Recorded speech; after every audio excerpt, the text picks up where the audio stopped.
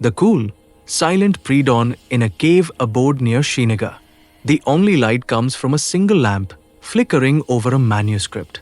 Mandar sits opposite his master, Abhinav Gupta.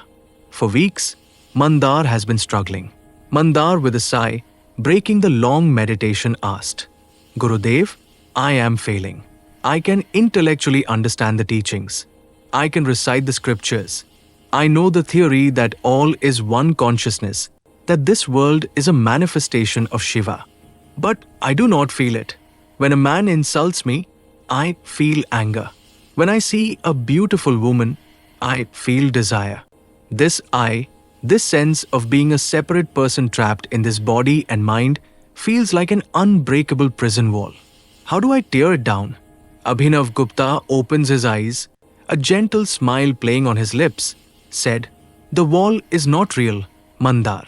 It is a shadow cast by a single, misaligned lens. You speak of the I. Tell me, where is it located? Point to it. Mandar, being puzzled, said, It is everywhere. It is my awareness, my thoughts, behind my eyes. Abhinav Gupta questioned, Is it? When you are lost in the melody of a raga, where is the I then? For a moment, it vanishes, and only the music remains. When you are in deep, dreamless sleep, where does this I go? It is not as fixed as you believe. Modern science, in its own limited way, is stumbling upon the seat of this illusion. There is a place in your very brain, behind your right ear, where the wall is built. They might one day call it Dvandava Kshetra. Today, in the modern neuroanatomical term, we call it temporoparietal junction. Mandar asked, Is this in the brain? But Gurudev, we are consciousness, not the brain. Abhinav Gupta, indeed.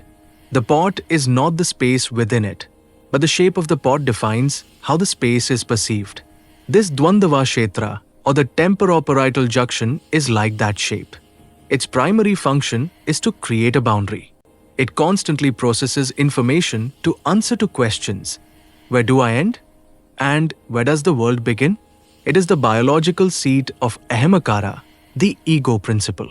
It is the tool that creates the feeling of being a separate, isolated self. Mandar, with his eyes wide with realization, asked again, So this feeling of separation, it has a physical anchor, a location? Abhinav Gupta replied, Precisely. And when this God spot, or Pratyabhigyana Chakra, the center of recognition, as you might call it, is overactive, it fortifies the wall. Every judgment, every comparison, every feeling of this is mine, and that is yours is its doing. It makes you believe you are the pot, not the space within and around all pots. Your spiritual practice, until now, has been you, the little pot, trying to imagine being the vast sky. It is an impossible task for the pot. Mandar asked, Then what is the way? How do we shatter this pot? Abhinav Gupta said, We do not shatter it. That would be madness. We simply recalibrate the tool. We activate the Dvandava Kshetra, the temporoparietal junction, for its higher purpose. Not to create separation, but to facilitate union. There is one ancient technique, the master key to this lock. It is called Bhavna of the Antaratma, the profound feeling of the inner self in all. Mandar questioned, What Bhavna? Not just intellectual thought, but a deep, felt sense? Abhinav Gupta replied, Yes, an immersive feeling so potent it rewires the brain itself. Sit, close your eyes. Do not try to stop your thoughts. Instead, we will give the temporoparietal junction a new, divine task. Now Abhinav Gupta tells the technique.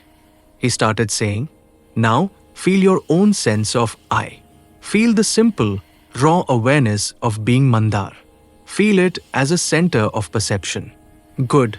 Now, I want you to feel that same exact quality of awareness, that same essence, not as a point, but as a field. Feel it radiating out from your body. Feel that the awareness with which you perceive your own hand is the same substance as the awareness that perceives the cold stone floor beneath you. There is no boundary. The sensation of the cold is not happening to you. It is happening within the one field of awareness that you are. Now, expand further. Feel that the sound of the distant river is not entering your ears from the outside. Feel that the hearing itself is arising within this vast field of your awareness. The river is a vibration within you. The flickering lamplight you see with your eyes closed is a pattern of light appearing within you. Do not think it. Feel it. Let the temporoparietal junction, that boundary creator, be assigned a new function, to feel the self in the other and the other in the self. Now, for the final step, bring to mind someone you love deeply. Feel their essence. Now, feel with utter conviction that the awareness that is looking out from their eyes is the very same awareness that is looking out from your eyes. There is only one seer, seeing through countless eyes. There is only one hearer, hearing through countless ears. The I in you and the I in them is one single, universal I. Now, bring to mind someone who irritates you. This is the test. Feel it again. The anger, the frustration you feel when you think of them. Where is it arising? It is arising within your shared awareness. The one consciousness is playing the role of the insulter and the insulted in a divine drama, Leela. See the same self in them, the same I. This, Mandar, is the activation. You are not destroying the temporoparietal junction. You are commanding it to perceive unity. Every time you do this, you are not just having a spiritual thought. You are sending a neurological command to dissolve the wiring of separation and build the pathways of non-duality. A long silence fills the cave. Mandar's posture, once tense, has become utterly relaxed. A single tear traces a path down his cheek. Mandar said, It was all here, all this time. The wall was never there. I was just staring at one brick, so intently I thought it was the whole world. I feel vast. The sound of the river. It is my own blood. The flame of the lamp. It is my own consciousness. Dancing. There is no other to fight. No self to protect. Abhinav Gupta nodding, his smile now a beam of bliss. He said, You have activated it. This is not a state to be achieved and lost. It is your fundamental nature, which was only forgotten. Now, your sadhana is to practice this bhavana until it becomes your default perception.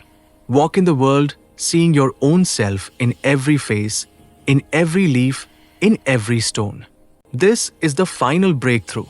This is Jivan Mukti, liberation while living.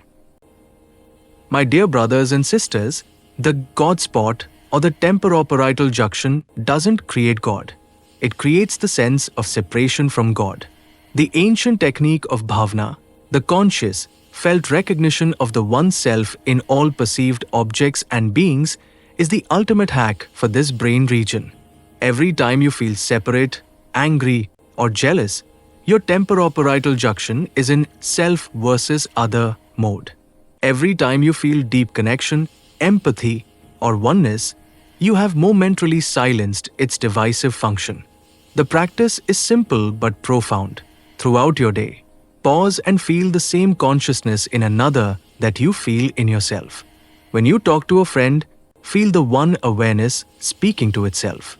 When you see a bird, feel the one life flying. You are not activating a spot in your brain to find God. You are using the felt sense of God's omnipresence to rewire your brain into recognizing the truth that was there all along. You are not a drop in the ocean. You are the entire ocean, contained yet limitless, perceiving itself in a billion beautiful temporary forms. Thanks. Om Shanti.